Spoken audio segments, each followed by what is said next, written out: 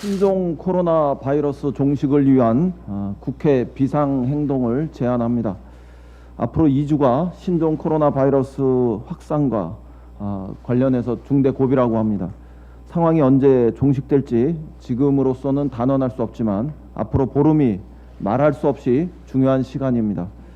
정부의 비상한 대응과 함께 국회 총력 대응이 절실히 요청됩니다. 감염 확산 방지와 분야별 후속 대책 마련을 위해 국회가 비상하게 움직일 수 있기를 희망합니다. 앞으로 2주 국회 비상행동을 제안합니다. 속히 관련된 상임위를 열고 국민의 불안을 덜어드릴 대책을 세워야 합니다. 방역 상황을 점검하고 지원하는 데 국회가 전력을 다합시다. 지금 국민의 안전보다 중요한 것은 없습니다. 당면한 선거 준비를 잠시 미루더라도 국민의 안전부터 지킬 수 있어야 합니다. 정부가 학교와 어린이집을 포함한 다중이용시설 방역과 또 개인 위생용품의 공급을 차질 없이 진행할 수 있도록 세심히 살펴야 합니다. 해외에서 무증상 전파 가능성에 대한 우려가 나오는 만큼 감염 관리 대상과 범위를 지금보다 대폭 확대하는 방안도 논의할 수 있어야 하겠습니다. 검역과 상담 인력 부족으로 방역 현장이 고통을 받고 있다고 합니다.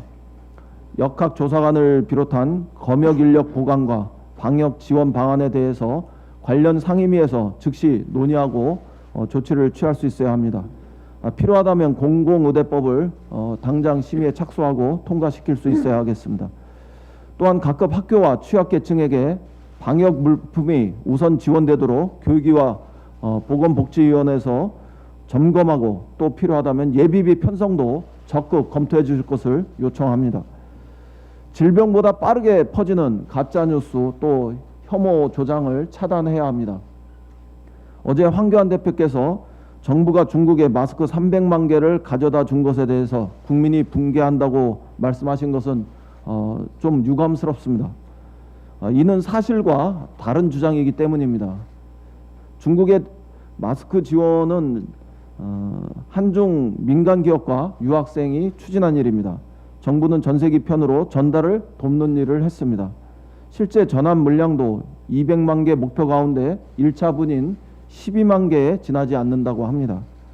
국민의 마음이 불안한 와중에 확인되지 않은 뉴스가 무분별하게 유포되고 있습니다.